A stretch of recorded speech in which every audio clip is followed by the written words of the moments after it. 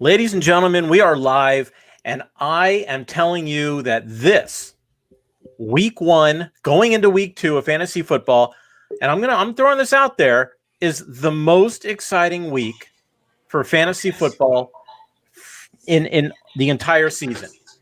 Now, tell me I'm wrong on that, but find another week that isn't more exciting than this week. We've seen all the games, right?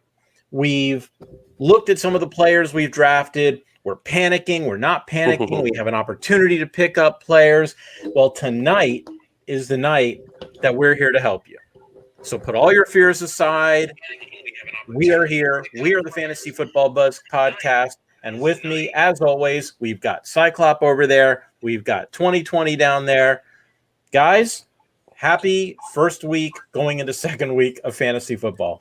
Yeah, I agree with you. Except, I will say this, except if you do make it to your championship league week, that is probably one person or two people out of the whole league. I'm talking about overall. I agree. Yeah, the most exciting week. This is the best week. There's so much going on. People getting injured, and that's going to happen every week. But it's the best week because you get to see how your team is going to potentially do for the next few weeks, right? Because everything changes every week to week in the NFL. But for me, it's an exciting week. And go ahead and, talk a little bit, but then I want to get to a quick story of our league draft and what happened and how that played out. Which, by the way, might lead to the name of my team. I still don't have a name for my team. I haven't figured out. Right now, my team is the same team name that I had last year when I was so high on Tyler Higbee, and I named my team Getting Higbee with it, and it is still Getting Higbee with it. Oh, by the way, we might talk about tonight absolutely as a possible free agent pickup, right? Because a lot of places he was not picked up. We're getting feedback, by the way. Yeah, we are getting feedback. I have it going through Bluetooth. I don't know what's going on. That's why I got off for a sec. Okay, no problem. All right. So where were you? Let me start off with this. Where were you guys? Where did you watch the games? Were you home? Were you out? I know, Brad, you said you could only look at the scores because you were in the middle of something. That is correct. I was basically looking at scores. I did have and I was doing that consistently throughout the day, but I was at an event for my son all day from 8 in the morning until almost 8 or 9 at night. And so I had to focus on that to support my son. So I could not really be. I understand. I understand. It was very insensitive of the pickleball tournament people to set a tournament on a football Sunday, but that happened. But listen, as always, joining us right now, we're going to cut right into this. Kenneth, I believe that's you calling, correct? Well, hold on. Okay, hold on one second. I'm being asked to hold on. Well, just because I want to come clean about something because I felt a little unholy, to be honest with you. But I think it speaks to my commitment. So you guys know I was obviously in this bad accident, did the Hawaii trip, and in doing that, my right foot it's been very hard to walk. So Sunday, we were trying to figure out what we were going to do with the kids and what we could do. We could all do something together. I guess I'm just going to get right into the short of it. Where I watched the 1:00 games, next to my son, we were getting pedicures and foot massages. But I do want to indicate that while doing that, I had my iPad up with NFL Sunday Ticket the whole time, going back and forth with my phone, looking at the fantasy scores, watching all the games. So I don't know how I feel about myself about this, but I love where my commitment was. We know how you feel about you. Wait. How does the accident and your foot hurting you? How does that relate to the pedicure, other than the fact that it's in the same region? It was nothing, just to distract from the story. Why you got to be an attorney about it? Why you got to go there? So I have no idea. Wait. It doesn't. Now let's get to a real story, okay, that actually has fantasy relevance. Wait, before we get into your story, and we're still getting the feedback. That's my dog's barking. Okay, so before we get into the story, I wanted to throw the phone number up there, 772-800-BUZZ. You can also comment in YouTube Live or Facebook Live, because tonight we are going to answer your questions. You want to know who to pick up, who to drop, who should you panic, where are the alarms sounding? That's what we are here to do tonight. Of course, we're going to tell some stories, a little intro. I've got Kenneth on the phone. So we're here. We're here for you guys. Make the comments, give us a call, and Brad is going to tell a story. And then we'll get to Kenneth's question of the night. We're gonna tell a quick mojo story. Okay, so we're at our draft. We're all spaced out in the room, so it was very COVID friendly. It was a great spot. Thank you, Bruno. And I'm up there, and I believe it's the 7th round, I want to say, and I should bring our board up and check that. I can do that in a few minutes, but I'm literally walking up going, I can't believe I'm going to do this. The guy killed me last year until I traded him. And I was about to pick Lamar Jackson. And what happens? Mr. Commish here starts chirping, gets in my head, thank you, and essentially makes me think for a second. I'm like, you know what? Screw it. I'm not going to do it. So what do? I end up with Matthew Stafford. Now, the interesting part of the story, the very next pick is where the Commish was. He goes, I'll take Lamar Jackson. Can you put him up on the board for me? And right then, I take Lamar Jackson, I put the sticker up, but I put it upside down, right? Good mojo from me.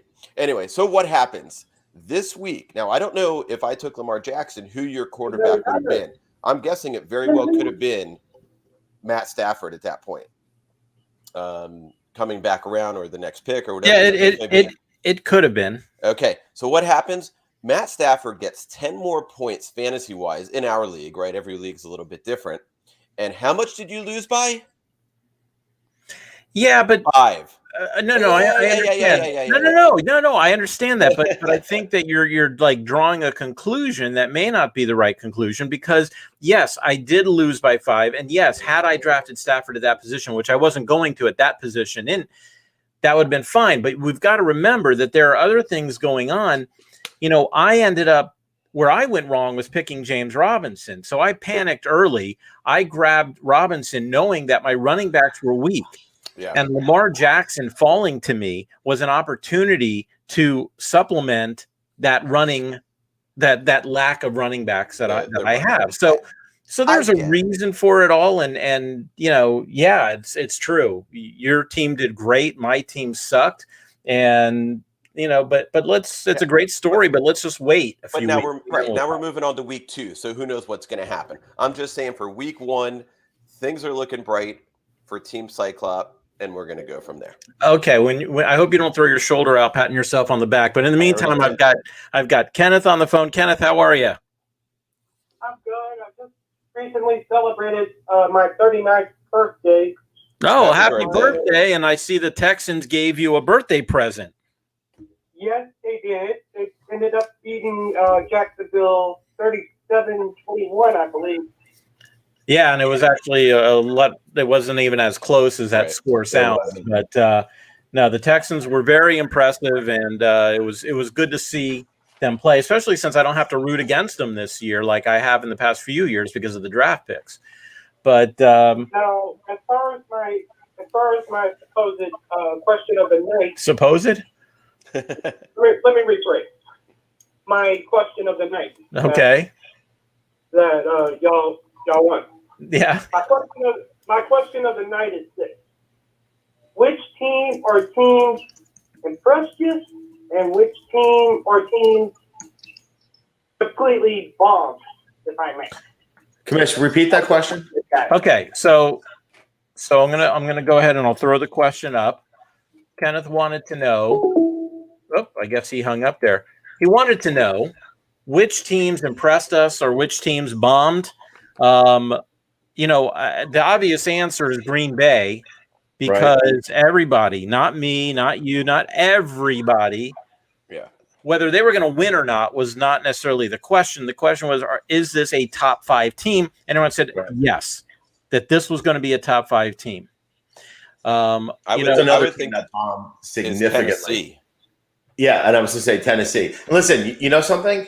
Arizona has been getting no respect in the NFC West. So I'm not going to say the fact that Tennessee lost is the reason they bombed. It's how they looked. I mean, and here's what's interesting is Arthur Smith leaving as offensive coordinator on that team.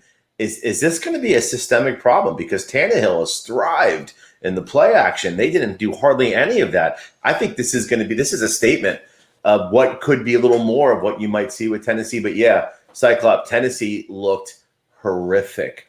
They lost badly. Yeah, and we're going to say this throughout the night. We'll probably even say this next week. But we can't put a lot of weight on week 1, right? You can start getting an idea. You remember the 1 year when the Patriots won the Super Bowl? I think they ended up losing to the Jets the first game, like 56-3 or something like that. So you can't tell from the first game. There are times where you can, based on personnel, who's there, who's not there. But I'm not concerned about Tennessee, and we'll talk about that game.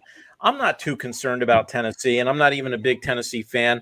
What I saw was the Tannehill that was in Miami where he didn't have any protection, and because of that, he held onto the ball too long. He was throwing all over the place. So that happens, right? So I will wait. I'm going to wait till the first quarter of the season is done, and then it'll be easier for me to answer that question about who I'm impressed about or who's bombing. But, of course, as far as we know who bombed, on the impressive side, San Francisco, that offense, we knew was going to be good. But, woo, they were good. And the Texans, I was really impressed with the Texans.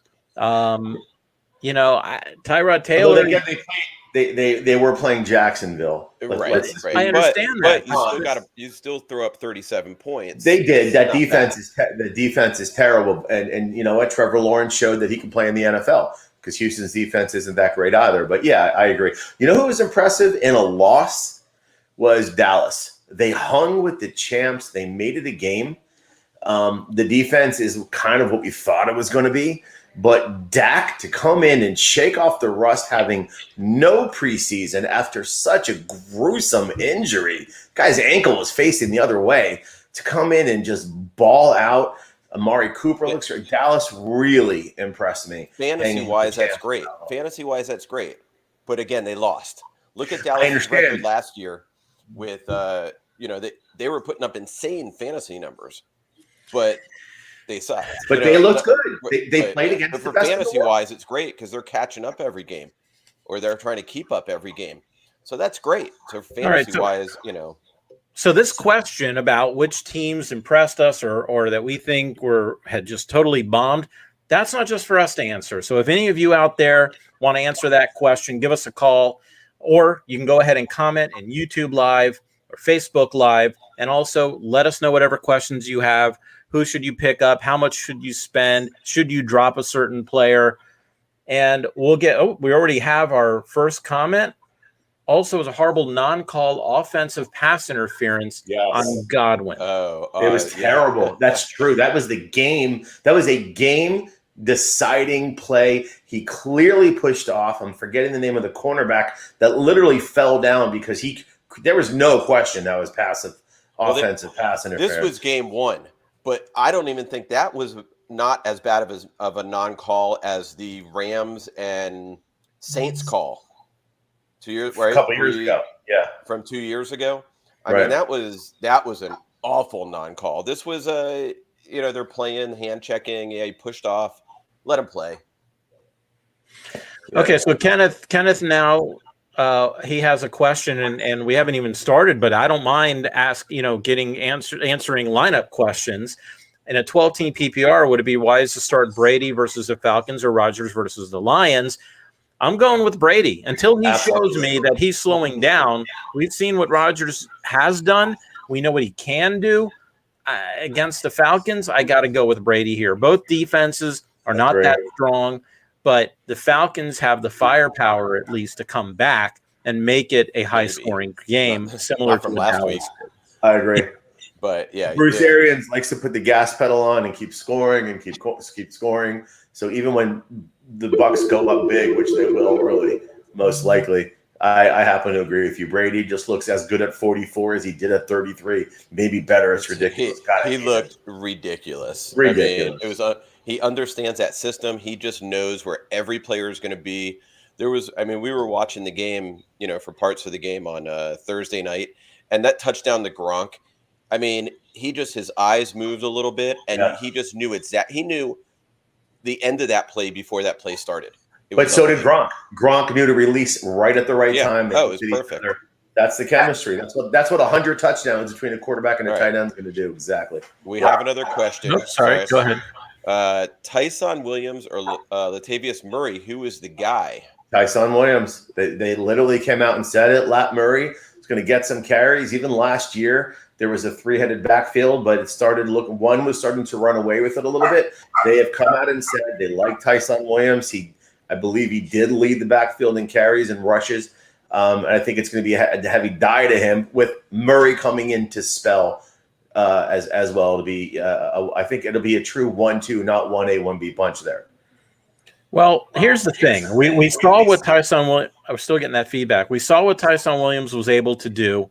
He looked like he had a really good pep in his step. It looked fast. When Murray came in, he looked a little slow.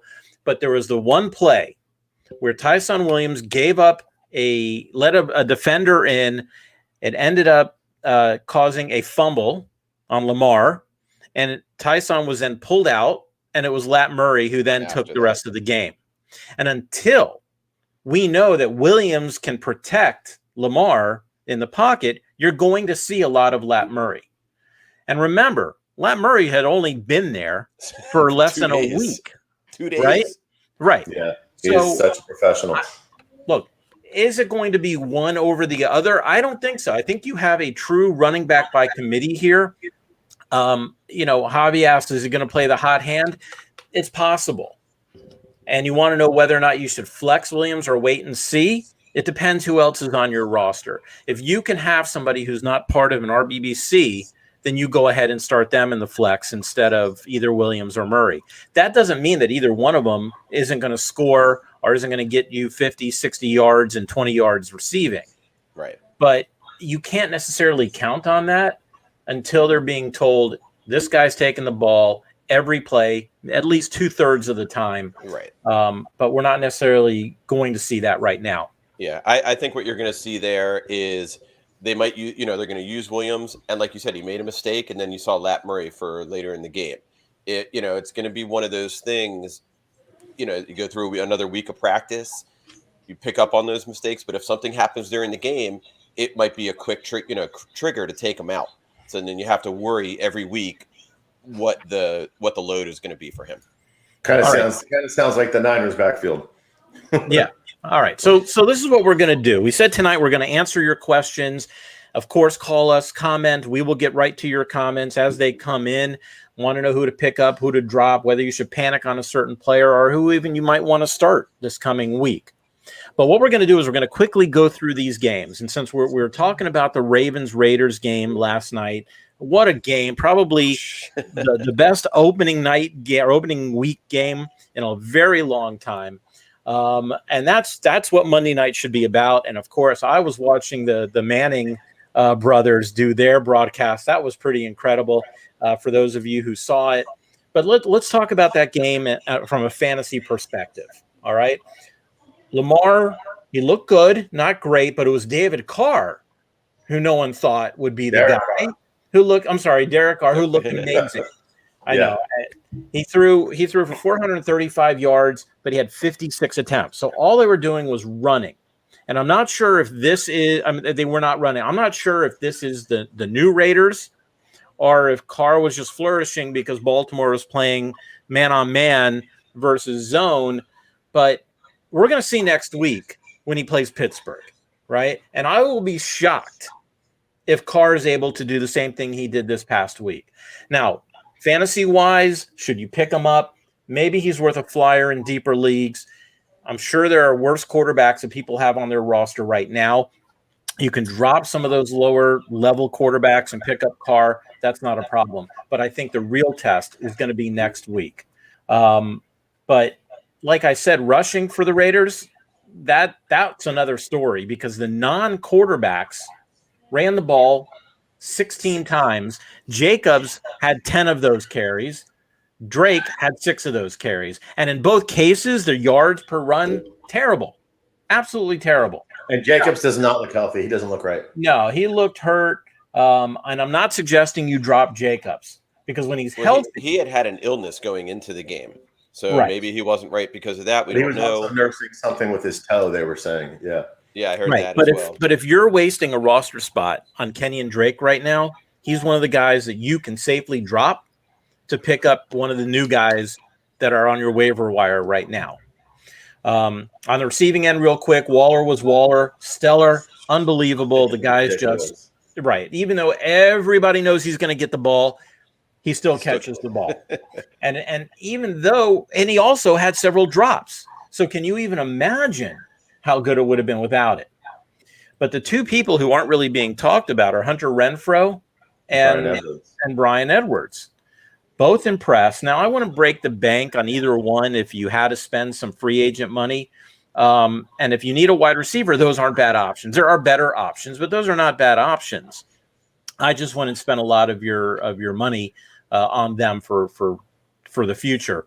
They'll have some good games, but you're not going to see that consistency. We already talked about Tyson Williams and Lat Murray. It's going to be running back by committee until we hear differently. The Ravens receivers, typical Ravens receivers, right? Watkins looked good. Brown, they both had good nights, but it was really the tight end Mark Andrews that struggled last night. I wouldn't panic on Andrews yet. Watkins, maybe somebody who's sitting on your waiver wire, you might want to take a look at. So, other than that, if Brown is out there, Watkins is out there, they might be worth a flyer. Don't panic on Andrews yet. And keep an eye on Jacobs and go ahead and drop Drake if you have someone else to pick up. Yeah. All right. So you want to go each take a game? Yeah, go ahead. Sure. So I took 5 games as well. And let's start with my first one, which was Kansas City and Cleveland. And I got to tell you, I'm curious, everyone in Cleveland, for as long as they had that lead, nobody in Cleveland felt comfortable when playing against Kansas City. So again, a great game. Kansas City is exactly what there's no surprises from a fantasy perspective in here. Pat Mahomes is good. You're not panicking there. But we're going to talk about who are you worried about? Was there anyone of relevance to pick up and anyone to drop? I got to tell you something. If you have CEH, I'm concerned. And I'll tell you, I do have him in one league. It was end of the second round or maybe beginning of the third. And I had to grab him. I'm concerned about Edwards-Helaire. He had 14 carries, a very pedestrian 43 yards, wasn't very involved in the passing game either, only 3 grabs. If you have him, you got to worry about this. If you can package him with another position that you have strength in, I hate selling low, but see if you can package something and see if there's someone available. But I'm worried if I have Edwards-Helaire. From a receiver perspective, they're exactly what we thought. It's the Hill-Kelsey show. There's no one else on that team from a receiver standpoint that's really worth starting at all. I don't even think rostering, Hardman or Pringle or any of these guys. It's the Hill-Kelsey show. We need that. From a Cleveland standpoint, once again, it's exactly what you expected. A run-heavy team. Chubb and Hunt both look good. Baker Mayfield, maybe in a 2 QB league, you look at him, but his numbers are not going to pop off the screen. This is not a QB1 that you're going to be starting from a receiving standpoint. Again, this is a run-first team. Landry's probably already – there's really not much to – I know everyone's going to talk about the rookie Schwartz, and he had nice numbers, but it was one big play. He had 3 grabs for 69 yards. He didn't really have the targets there either. So maybe you want to stash. I actually got him in a dynasty league, but they love People Jones. They have Landry Beckham. They're not a pass-heavy team. So maybe stash Schwartz. I wouldn't. I don't really think there's anyone to pick up. Nobody really to drop in this game. And on the same thing with the KC side. But if you have Edwards-Helaire and you can start packaging things to package him, maybe if you're heavy on receiver, you got 2 good quarterbacks, I would seriously consider looking at trading him for a guy even like a Darrell Henderson. I was big on him early. It was the Henderson show. Like no one else got carries there. Can I interrupt real quick on the Edwards-Helaire? I'm buying CEH and I'm buying him low. And it's mainly because of two things. Number one, he was the only guy back there, right? There wasn't another running back who got a carry for Kansas City. That's number one. Number two, they were playing from behind the entire game. You're not going to have this situation every week. Most of the time, Kansas City is going to be up, and they're going to be up big. And then you're going to see a lot more CEH. So if you're selling CEH out there, I'm buying them at this point. I hear what you're saying. They were up. I know Le'Veon Bell was there last year, but if you look at the rushing numbers, it was still pretty much CEH's backfield. And he didn't do it last year either. So I just don't think they're a great run blocking team. This is a team that lives and dies by the short pass. And you're selling him low, so it's not a great thing. I'm saying if you can package him and get a team that is more robust running, it's something to look at. I don't like selling people low. Okay. Like that's just my feelings. Okay, I get it. Look. If you're a fantasy owner for Mahomes or Hill or Kelsey, you want them to be down by 20 every week, right? That's just the reality of it.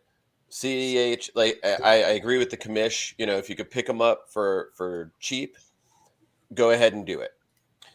We do have a couple questions coming in. I'm going to throw them up here. If you're a dynasty / keeper, what is Jamal Williams' trade value pick wise? Trade while the iron is hot. Got a 5th round 2022 pick to offer for him. Now, if we were not talking dynasty, then I would say fine, trade him while the iron's hot. But I think Williams does have an opportunity to be the number one running back of a team that is looking for somebody to take the lead. He's just been in this situation where he's been Aaron Jones. Now he's got DeAndre Swift. He hasn't really had the opportunity to be the guy on a team that doesn't play with running back by committee.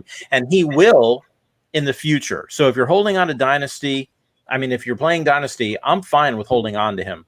He's still a young guy.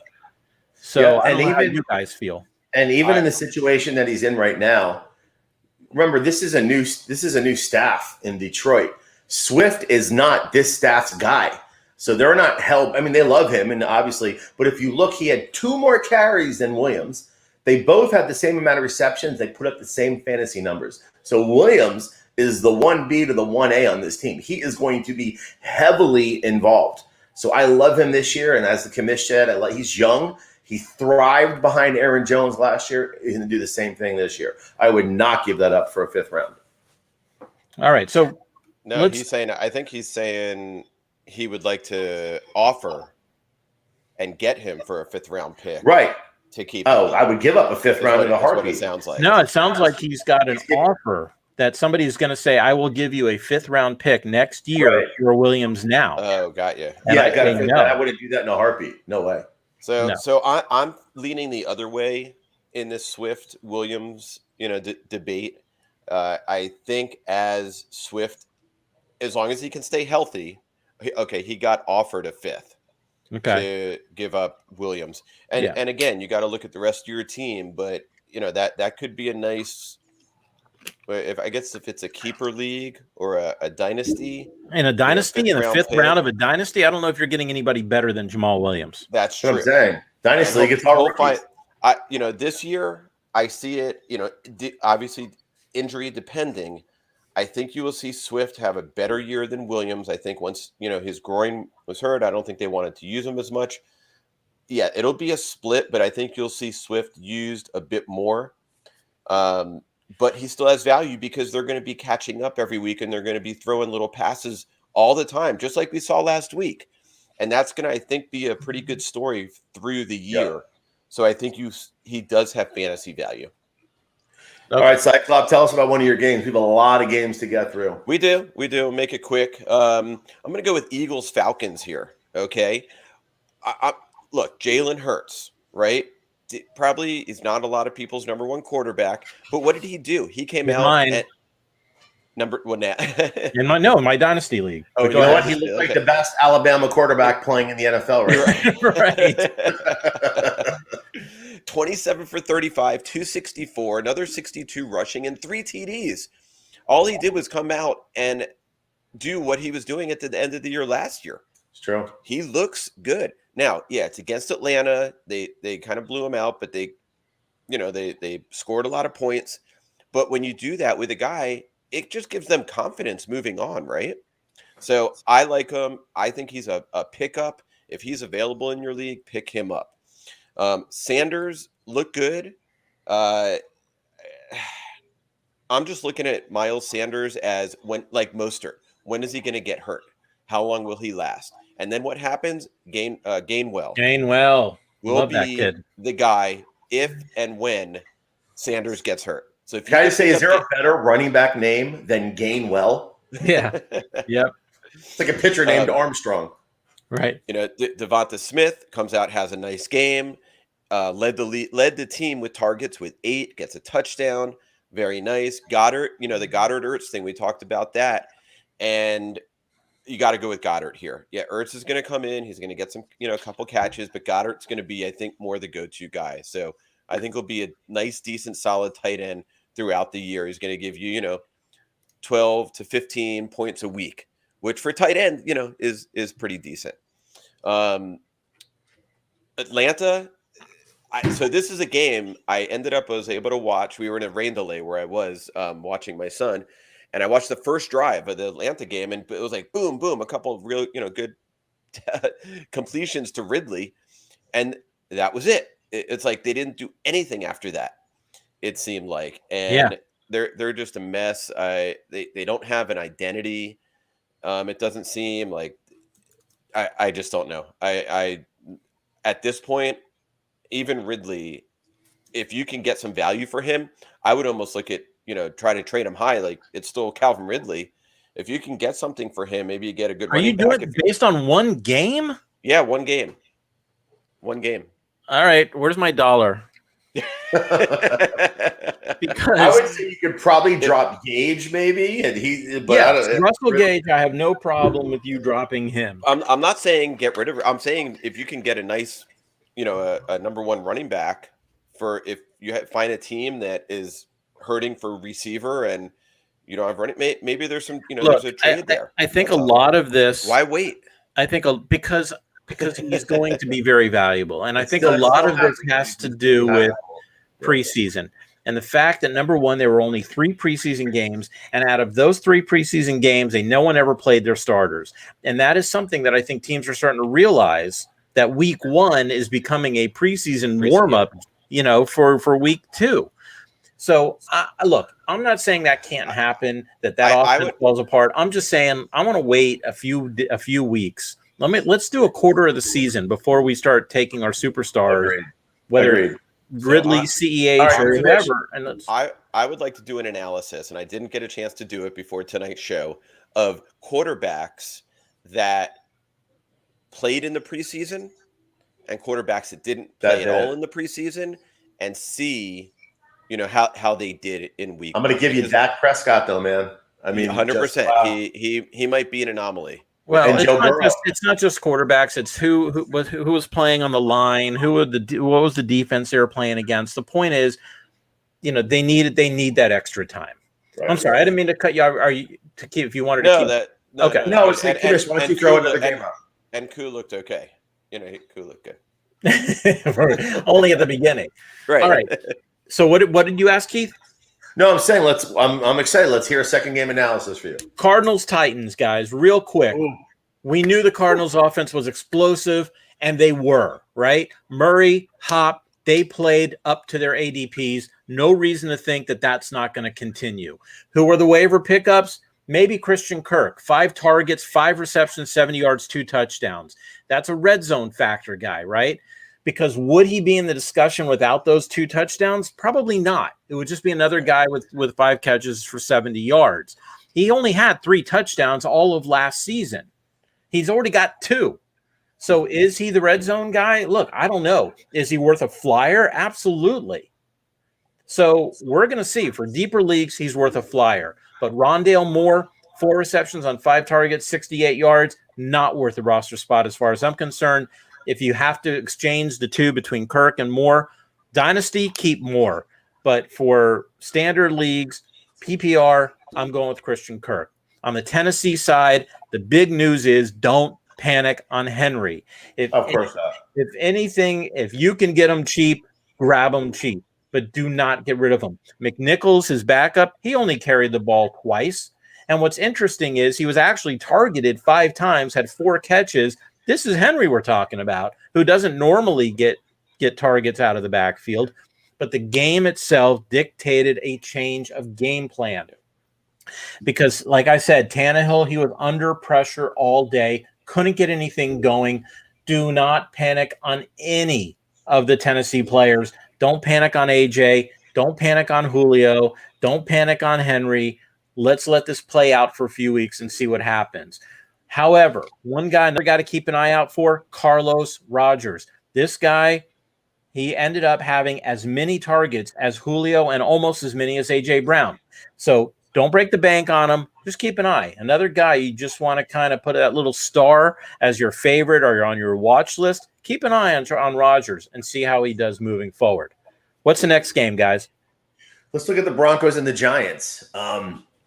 Pretty interesting game with a very, very notable injury. Jerry Jeudy, he came out looking pretty good early in the game. Yep. And then has a high ankle sprain. He's going to miss some time. So what are we looking at here? Cortland Sutton, who is coming back from a pretty serious injury last year that kept him out from after the first week. They're easing him in. I don't even think he got a target. But with Jeudy out, it's going to be the Sutton, Patrick, Noah Fant show. So, and I'll tell you, Sutton was probably drafted. If he's out there, scoop him up. It might take a week or two for him to really catch on, but I really believe he's going to be the guy. And I'll tell you, interesting pickup from last year that had a great chemistry with Locke, but Bridgewater's there was Tim Patrick. He is a PPR machine. If he's out there, he might be worth the stash, but this guy was grabbing 6, 7, 8 balls many a game last year, and Noah Fant's probably not available. If he is, and you've got, if you drafted a Mike Gesicki, if you drafted a Zach Ertz, I doubt he's available, but Noah Fant is definitely a tight end. He led the league, he led the Broncos in receptions last year. He has a chance to do that again, but I would start firing up Cortland Sutton as a wide receiver 2 or a flex. Interesting with Gordon and Javonte. So, yes, Javonte out-snapped Gordon, but Gordon, my God, this looked like Mel from the Chargers. 11 totes, 100 yards, and a touchdown. Javonte 14 on 49, and Gordon had 3 grabs to Williams 1. So it's a backfield that I don't like. I have no part of it anywhere because I was worried about the Gordon-Williams situation. Nothing to panic on because I doubt anyone really invested a high draft pick on there. Talking about the Giants, all I can say is, oi. I wanted 0 part of anything from a fantasy perspective on this team, but there's one sneaky play to pick up, and he might be available. I don't look at what his roster ability is, but Daniel Jones, he's on nobody's roster. If you have Barkley, let me tell you something. You should have been panicking when you drafted him. How dare you draft that guy? I know you like him, Commish, but I love him as a talent. I don't like him on that team. They're not a good run blocking team. Their defense is a little bit better. They're going to be playing from behind. I don't like Barkley. That's my personal opinion, and I think I'm going to be held true on that. But I will say, if Sterling Shepard is somehow out there, this guy, day after day, game after game, is a PPR machine. He's going to be getting 6, 7, 8 grabs. I like him better than Galladay in that offense, quite honest with you, because first of all, Galladay's not going to stay healthy. Evan Ingram looks like he's coming back if he's available. Maybe take a stash on him again if you're having tight end problems. But if Shepard somehow is available, grab him. Of everyone on that team, to me, he's going to be the most fantasy relevant in their position. So let me just say this real quick about Melvin Gordon. Oh, we've got the echo again. Echo. Here, let me mute. Okay, so hold on. We do have a call coming in. So real quick on Melvin Gordon, I think here's the time to sell high on Gordon. Just like what Keith said, is he doesn't want to be part of a running back by committee. You know, Javonte Williams, he already is going to get as many carries as Gordon. But Gordon had a great week. So if you have an opportunity, but sell hold him on. high. Gordon had a great week with 1 run. Okay. Other than that, he had a 3-yard average. Correct. I'm not We'll saying take the he had long run. I'm just But yeah. saying, if you have an opportunity to sell him high, Yeah, do it. absolutely. Is all I'm trying to say. Absolutely. Okay, Kenneth, how are you? I'm good. I do have a question, and it does involve Barkley. I just made a pick claim for one Elijah Mitchell, running back from San Fran. Right. Yep. Sure. Would it be a wise move to get him in case Barkley is a no-go? It all depends who you're going to drop. And I know that whoever between the three of us is covering that San Francisco game will probably go in a little more detail about that. Mitchell will probably be the number one player taken off the waivers this week. So if you have an opportunity to grab him and you feel like you need some more running backs in on your team, then grab him. But is he the answer to a running back problem? I don't know. I doubt that he's going to take the lion's share of carries. I think that eventually you're going to see Trey Sermon then take over that role, or at the very least share that backfield. Right. There's one thing we know about a Kyle Shanahan running backfield is it's completely unpredictable. Mitchell looked good. Weird move that Sermon was inactive. That was really bizarre. But I would not break the bank on Mitchell. You know, if you have $100 in fab money, I know there's going to be bids of 40 and 50 in some leagues. That's how people react in the first week. Yep. So I like him, but I wouldn't go crazy because Trey Sermon is looming. That's like last year in Pittsburgh. Start Mitchell in case Barkley cannot go. If Barkley can't go, it depends who are your other running backs. I did drop Philip Lindsay because I just have a bad feeling about. That's fine. Who else do you have? I think that was the main one that I have. Oh, I just had a bad feeling about him heading into next week's game against Cleveland. yeah. So if Barkley's not going to play and you can get Elijah, then do it. But Yeah. you know, Would that's it be wise to start him though? if you have who else are you going to start? You have no choice. I mean, there aren't a lot of running backs available on waiver wire. So if you're able to get one that's going to start, whether it's him, whether maybe somebody like Ingram, who you know, being in Houston can appreciate, or being a Texans fan, I should say. But yeah, I mean, I don't know. I might personally take Ingram over Mitchell, but I don't know yet. I haven't put that much analysis into it because I'm not picking up either one.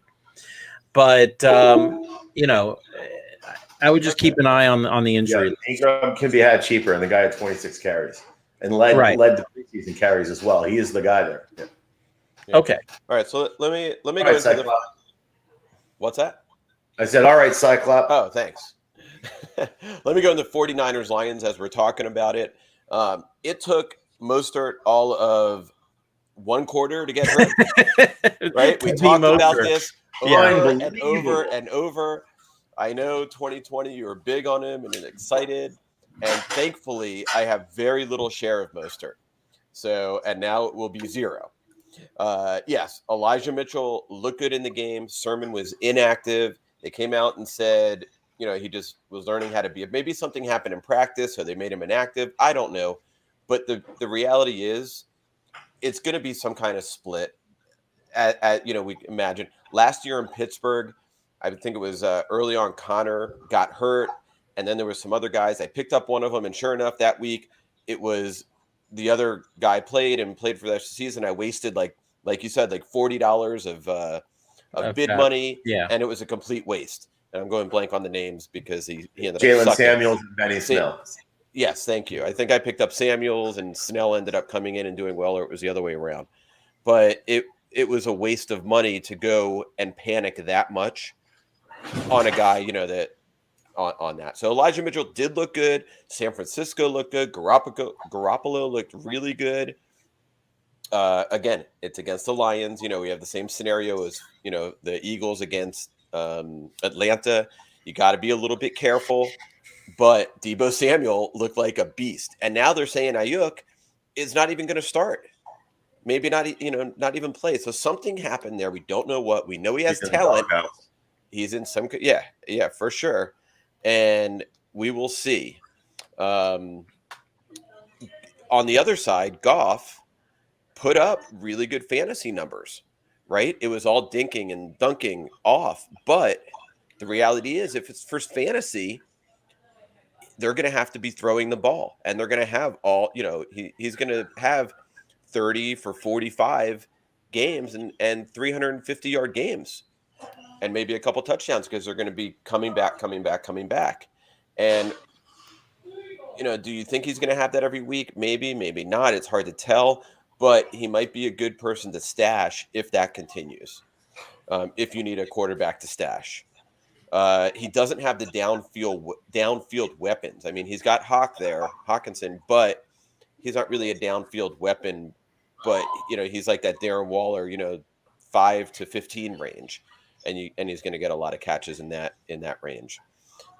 We talked about Swift, we talked about Williams.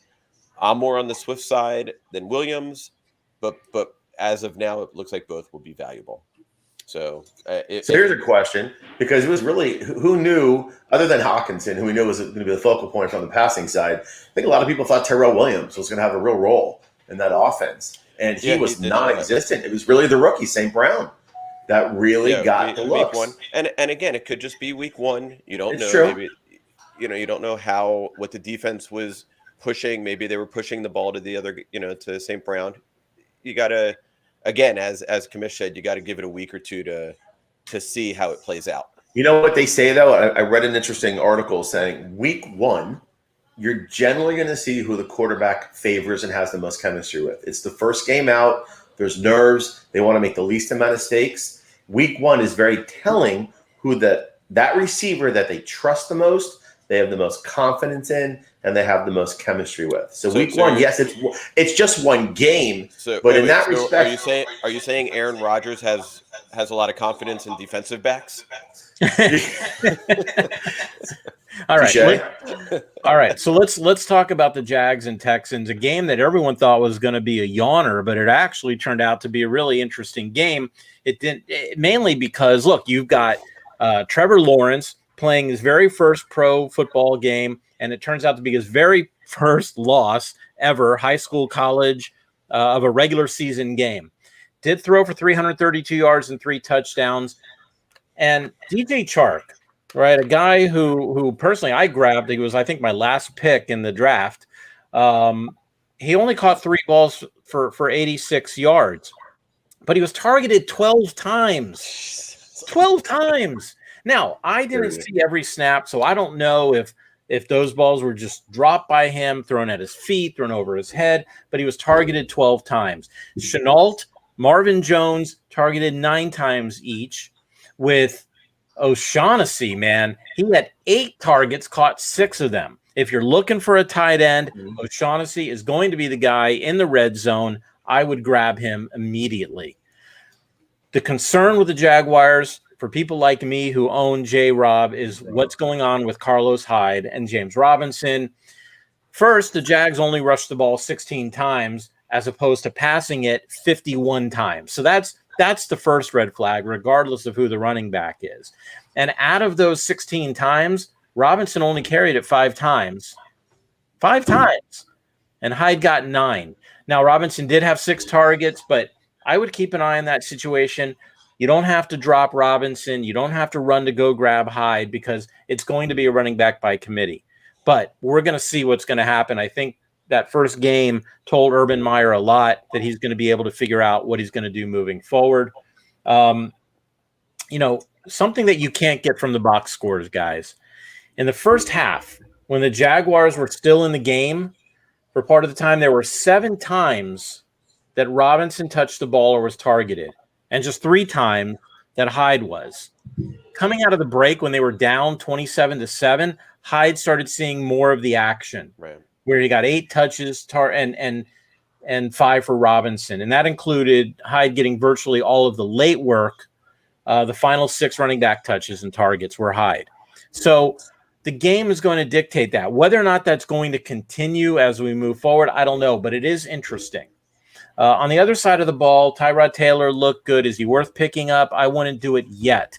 He had the big throws to Brandon Cooks, 18.9 yards per target. There's no way he's going to keep up that volume. He did average 9.6 in the past. That's half of what he had. Figure that's what it's going to be like, but he's definitely somebody that you can use, that you can start as a wide receiver one. Nobody else other than let my people go. Pharaoh Brown, he played 59 snaps, which was 76%. Tied Danny Amendola for second among the targeted receivers. So Pharaoh Brown, deep leagues, you can grab Pharaoh. More importantly, guys, just to finish with this, there was a sighting of Mark Ingram at the Fountain of Youth in St. Augustine because something happened. We already talked about it. He ran the ball 26 times, and only Joe Mixon had more carries yesterday in week 1 than Mark Ingram. 29, yep. Lindsey only had 8 carries. David Johnson only 3. Neither of them, neither Ingram nor Lindsey had a catch. Both were targeted only once. Ingram wasn't very efficient, though, right? 3.3 yards per rush. Lindsey, Johnson, same thing. So, should you go out and grab Ingram? Look, if you need a running back, he's going to be the guy. He's probably going to be the guy. We don't know for sure, right? But you could do worse than Mark Ingram if you need a running back. So just a quick topic on Mark Ingram, right? He had a good week, right? 26. He had a touchdown, 26 rushes, a lot of touches. He is ranked around the 35th. Now, there's only 32 teams, right? He's ranked around the 35th running back this week going into Cleveland. Yeah. So, it tells a little bit about who they played, about the game plan, about all of that. They were up. So Cleveland has a very good run D, though. That's what I'm saying. Yeah. They played Jacksonville. So if you need a running back, it's an option. But just be forewarned, be careful if that's someone you're looking at. All right, so we're going to move on, and we're going to talk about the game that started it all this season, the Buccaneers and the Cowboys. What a great way to start the season on Thursday night. First of all, it was awesome.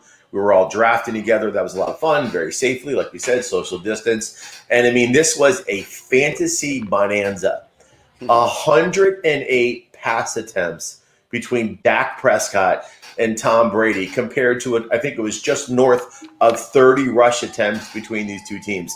Literally almost every member of these two franchises from a passing receiving perspective is rosterable and should be on your team. There's not much to pick up here. We know what we know about these two teams. If you have Zeke, I have very little part of him. I had to get him at one point. It was the last pick in the first round, and I took him regrettably. Just like Barkley, I know Zeke he's a stud. His numbers have been a little declining. I'm worried about that offensive line. Am I telling you to panic? Look, it's week 1. Tampa Bay's strength is stopping the run. They're not as good in the secondary. So you can look at that. I'm not going to say panic, but last year he wasn't very good either. Granted, again, they didn't have Dak there, and their defense was terrible, and they were in catch-up mode. But that's the problem with the Cowboys. They are always going to be in catch-up mode. Dak put up the ball 58 times. I'm not going to tell you to panic on Zeke, but you're going to be a little worried. I'm not big on him this year. Don't do anything. If Pollard's available in your league, do you pick him up? Oh, Pollard's drafted everywhere. If you have Zeke, everyone drafted Pollard. If not, people picked him up in the 14, 15. If Pollard's available, of course, grab him. Yeah. He's a good handcuff, and if Zeke goes down, you got a great guy there. You have no competition. But as far as who to pick up, I'm not going to go through the numbers. They were absolutely insane. Cooper, Lamb, fantastic. A couple people that you might look at, Dalton Schultz. Now, they were huge on Blake Jarwin a couple of years ago. He got hurt. Schultz inserted himself, did a great job. They both played. They were both healthy. They both had equal opportunity, and Dalton Schultz just simply outplayed Jarwin. 6 grabs, 45 yards. Jarwin only had 3 grabs for 20. If Schultz is available and you're hurting at tight end, like I said, you have a Zach Ertz, maybe a Mike Gesicki. I think Gesicki is going to be okay, but who knows how that's going to be? Are they going to try to feature more of the tight end? Will Tua get to him? And other tight ends out there that I'm just not as big on. I like Dalton Schultz if he's available on the waiver wire. For the Bucs, no one really to look at. I mean, Antonio Brown he found a fountain of youth as well. Godwin had a great game. Don't panic if you have Mike Evans. It was just the way the game went. Evans is going to be Mike Evans. He's not the volume guy there. He's the red zone guy there. You knew that going in. If you did your homework, he's going to be fine. If you picked Fournette or Rojo to be an RB3 or flex, you're going to have issues. I don't like either of them. Fournette had the bulk of it because Rojo fumbled early, and if you do that in Arians' offense, you're going to pay the price. He's already out of the doghouse. I know they're going to build leads, but I don't love either of them. Possibly RB3 or flex, but nobody to pick up on the Bucs. I will say there's one possibility. If somehow Gronk didn't get drafted, oh my God. They said he came into camp looking in better shape than he has in the last several years. I actually drafted him in like the 15th round of one of my leagues and played him. You know what? He had as many receptions as Godwin. He had 8 grabs, 2 touchdowns. He's not going to get to 2 scores every week. Gronk is going to be a big part of that offense. If he's available, you have to grab Gronk. Don't go blowing all your budget on him, but he's definitely worth a little bit of that fab money because he's going to be a big part of that Tampa Bay machine. All right, Cyclops. The Vikings and the Bengals. Okay. This was an interesting game, right? There was a lot of scoring. Cincinnati didn't really look good in the preseason. And what happens? They come out, Burrow looks good. And who's the number 1 receiver after week 1 for Cincinnati? Jamar Chase. That's right. One play, though. It was on one play. One play. It was 50 yards. He ended up with over 100 and a touchdown. What's wrong with that? So Gordon was one play with an even bigger play. Okay, for a 70-yarder. The bottom line is Burrow's got the confidence in him, and he's going to go to him. Joe Mixon did his thing on the ground. I got a share of Joe Mixon, and I was very worried because he was awful last year. But they look committed to grinding it out on the ground. We knew that. We knew that, right? We knew that. But it still had in my. I was nervous about taking Mixon. Okay. Right, because of his history. Now, barring any injury, it looks like it could be a very interesting year for him. All right. I like that. Had Boyd. I think he had 6 catches. No, he had like 4 grabs. Boyd. It was not a good game for Boyd. It wasn't a good game for Boyd. He'll be fine. But,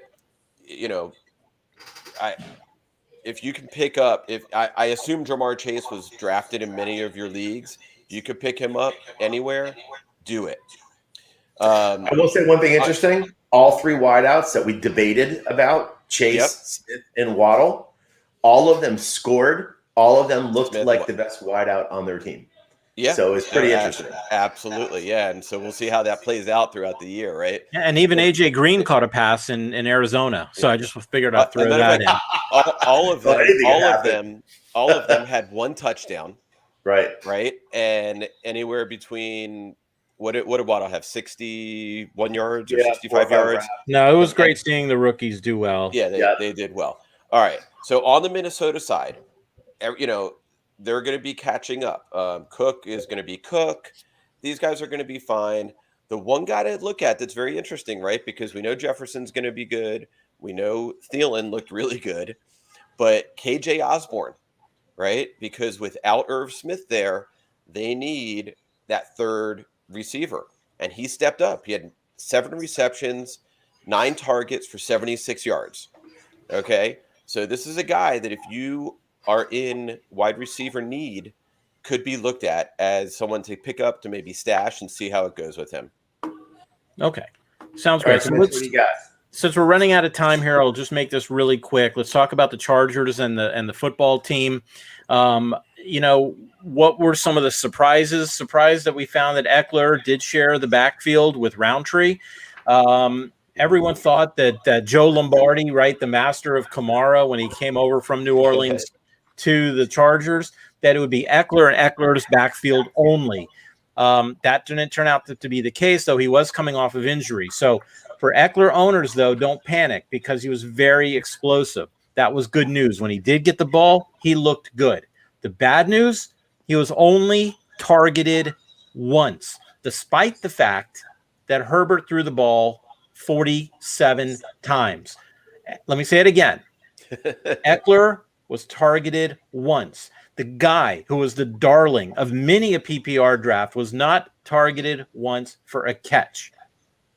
And it's mainly because Herbert could have just sat back in the backfield and eaten a ham sandwich before throwing the ball. He didn't even need to worry about it. So much for that vaunted Washington defense. He had all day to throw. And speaking of Washington, Gibson's looking great. Nobody had to worry about it. There were no other running backs that had more than 2 carries to worry about. But Fitzy going down might lower Scary Terry McLaurin a little bit, not enough to where I think you need to get rid of him. Remember last year when they had Alex Smith, and no, but he only had Alex Smith for half the season because they had Dwayne Haskins for the other half of the season. Right. Oh, he still had over 1,100 yards receiving, but only 4 touchdowns. And we thought that Terry was going to get more touchdowns this year. That's going to be tough right now with Tyler Heineke. Whether or not Terry's going to get, I think he's still going to get the catches. He's still going to get the yards. Logan Thomas, he only had 3 targets. I think both take a little bit of a hit, not enough to drop them. So that's all I have right now on the Chargers in Washington. Actually, I think Logan Thomas is going to get a boost. You know, inexperienced quarterbacks tend to look at the tight end to dump off a little bit more. All right. And I'm hoping so because I got a little piece of them. Let's do one more, and then we'll end it for the night. Let's talk about the Saints and the Packers. If you have any part of this Packer team, if you have Devontae, if you have either Aaron, stop, take a breath, relax. They were on the road. It was the first game. The Saints have a very, very good defense. Nothing to worry about there. No one to pick up. Nobody to drop. If you had Tanyan, don't do anything. You're fine. Move on with it. In New Orleans, again, the same thing. Kamara looks great. Hopefully, when they let Lat Murray go and you had him or whatever, you were smart enough to grab Tony Jones. Yes, pick up Tony Jones Jr. I got a piece of him early when that happened. If you didn't, he's definitely worth the pickup. He's going to get carries. He had 11 carries for 50 yards, very nice numbers, and had a catch. From the receiving side, this is anyone's guess. Nobody that knows anything can tell you otherwise. Everyone thought Callaway was going to be the darling there. Traquan Smith didn't even play. It ended up being Juwan Johnson, by the way, who had 2 touchdowns on 3 catches. Who knows? I'm sorry. There's question marks all over this. Nobody knows anything. Jameis Winston threw for 5 touchdowns and didn't even break 200 yards. So this was an anomaly. 150. He didn't break 150, exactly. So I'm going to tell you is A, if Jameis is available, I would definitely grab him because he can throw it up and he will. If the Saints defense is somehow available, absolutely grab them because they looked fantastic. And I don't know if I would go after who was it? Harris, the wide receiver. He had 72 yards on 2 catches. Yeah. So I still think Callaway is going to be the guy there. Harris is available. I wouldn't spend a lot on him. Grab Tony Jones Jr. from the Green Bay standpoint. Nobody to grab around. Nobody to freak out or panic about. Maybe grab Juwan Johnson as a tight end.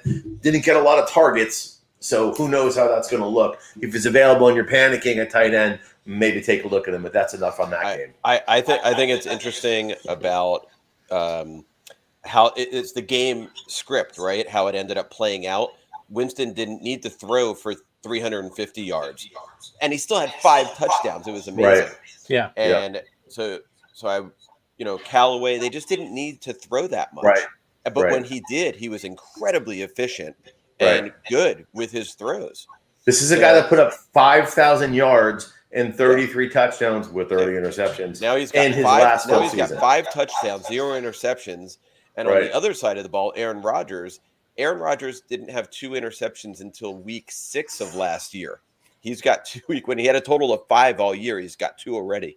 So we'll see how, none of us ever worry about Rodgers, but you see a game like that and you gotta be a little nervous. Still wouldn't worry. Everything will play out. Yeah, of course. The way it's supposed to play out. Generally. All right. So guys, it's been a great night. I mean, it was nonstop. We could go on for another hour to go through some of this stuff, answering everybody's questions. We really appreciate all of the questions that you had out there. We actually created a new thing with the show. It's a Twitter handle called @start_bench. It's Stardom Bench'em. So if during the week you have questions about who you want to start, we will go ahead, just give us 2 names. We will let you know who we think that starter should be. That's on Twitter. You can also ask that same question on YouTube live in the comments, or Facebook on our Facebook page. Just give us a visit and we will give us a comment. We will answer that as well until we start our Sunday shows, whenever that will be. And we'll talk about that soon. Yep. Then on Sunday, we'll start giving you lineups. But in the meantime, go ahead and tweet us and we will respond. Guys, any final words? Yes, I have to say this because we have airtime, and I don't remember the last time I've been able to say this. I'm going to broadcast this. The Miami Dolphins are in sole possession of first place. Yeah. I don't know when I'll get to say that again. I'm saying it and I'm broadcasting it. Can we see your toes? What's that? Can we see your toes? I bit them off. Oh, okay. Brad? Watching that game. All good. Excited for this week of football. This week I actually get to watch, so I'm very excited about that. All right. Oh, we have one final comment for the night. Thank you, Billy. Billy, what's up, Billy? All right. We've got Doll fans out there. Love it. All right, guys. Have a great night. We will see you again next Tuesday. We'll go through the same type of thing. But again, we're always here for you all week. Go ahead and tweet us, comment. We will get back to you. Take care, everybody.